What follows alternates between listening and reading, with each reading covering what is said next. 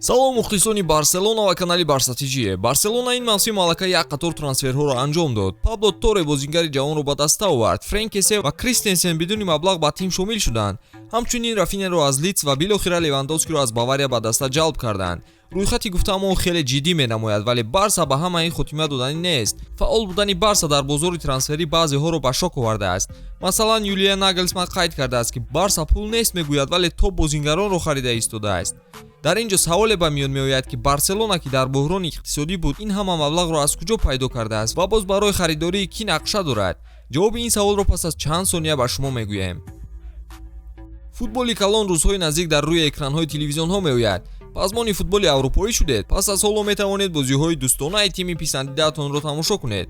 рӯзи 24 июл моро бозии ҷолибе миёни Реал Мадрид ва Барселона мунтазир аст.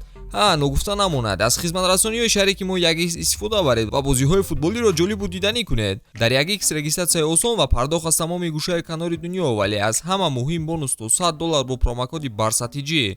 ссилкаи зарурӣ дар комментария. Ба ҳама муваффақият.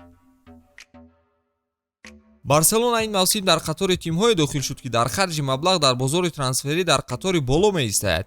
Ин боз дар шароите, ки каталониҳо барои Кесе ва Кристенсен ҳатто 1 дирҳам ҳам сарф накардаанд. агар дар умум ҳисоб бикунем, Барселона дар ин мавсим аз ҳама зиёд ба қабли расход кардааст, вале бояд гуфт, ки ҳамаи ин маблағҳоро якбора намеспоранд. баъди ин ҳама сарфи маблағ ҳамагон ҳатман ба худ мегӯянд, ки аз куҷо ин ҳама маблағ? Магар Барселона банкрот нашудааст? акнун ба ҳазур гӯш кунед. мо ба шумо хоҳем гуфт, ки Барса аз куҷо маблағро ба даст меорад.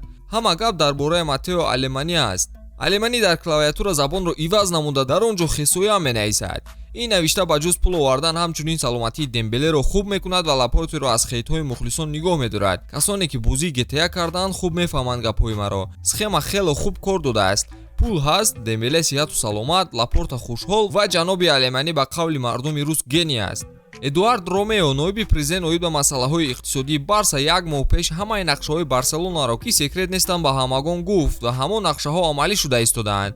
ӯ чунин гуфта буд, ки агар дороии молиявиамонро ба ҳисоб бигирем, мо метавонем натиҷаҳои мехостаамонро ба даст биёрем. мо метавонем аз қонуни яксе бароем. барои ин ки дастаро ба худ дорем, ба мо тақрибан $5 миллиард лозим аст. ҳамчунин корҳои Барса Studiosро низ баланд бардоштаем.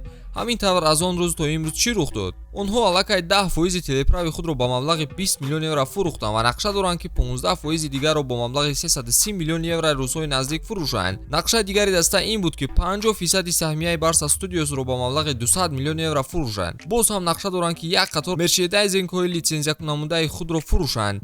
вале онҳо саросима шуданӣ нестанд. каталониҳо ба сохтани мағозаи махсуси бошгоҳ мехоҳанд даромади бошгоҳро то $100 миллион дар як сол зиёд намоянд. ҳамин гуна ҳисоб китоб хоҳем кард, ки Барса аллакай он пулоре, ки гуфта буд, ба даст овардааст. дар умум онҳо дар рафти мавсим тавонистанд то $730 миллион ба даст оранд. баъди ин мо наметавонем ба схемаи якчор рӯбарӯ шавем, вале аз яксе метавонем бароем ва бидуни мушкилиҳое ба пеш меовардаи Ла Лига футболбозонро харидорӣ кунем. бар иловаи он, ки қоидаҳои ферплейро низ вайрон хоҳем кард. фурӯхтани дороиҳо он қадар кори мушкил нест, вале каталониҳоро лозим меояд, ки худро аз зарар нигоҳ доранд. дар ҳоли ҳозир Лангле ба Тоттенхем ба иҷора рафт, Тринкао ба Спортинг рафт ва барои иҷораи онҳо ба Барса $3 миллион медиҳанд ва баъди мавсим бо $7 миллион онҳоро харидорӣ менамоянд. Юдгла ба дастаи Брюге бо маблағи $5 миллион ба иҷора дода шуд. Манайро ба Уотфорд бидуни маблағ доданд. алҳол ҳамин қадар. вале аз рӯи интизориҳо Барса дар оянда ба фурӯши бузурги футболбозон шурӯъ мекунад. аз ҳама муҳим гуфта мешавад, ки ин рафтани Френки де Йонг аст.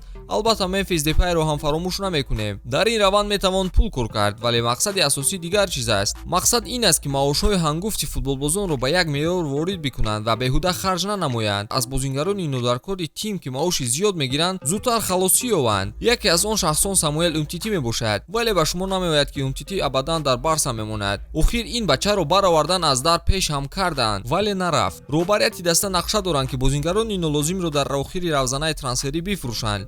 медонед гап дар бораи чӣ аст? дар ҳоли ҳозир ҳама дастаҳо вариантҳои хубро меҷоянд ва харидорӣ мекунанд. каталониҳо аз планҳои БВГ-и худ кор мегиранд. бачаҳои нодаркории дастаро тайёр карда, баъд ба бозор мебароранд. Барселона дар оянда боз киро харидорӣ мекунад? хатти ҳамла ва нимҳимоя аллакай бо футболбозони ботаҷриба пур шуданд.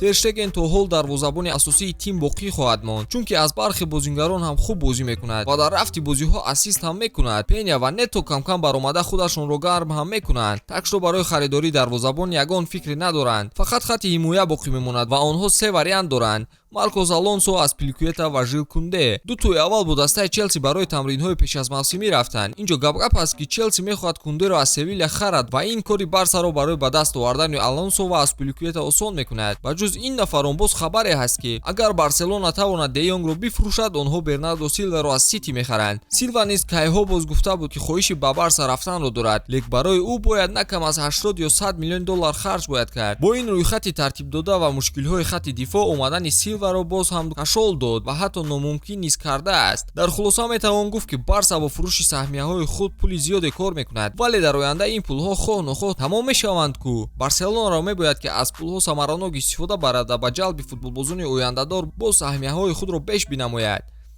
Ба фикри шумо Барса бо ин маблағҳо кадом корҳоро кунад ки оянда фоида мебинад?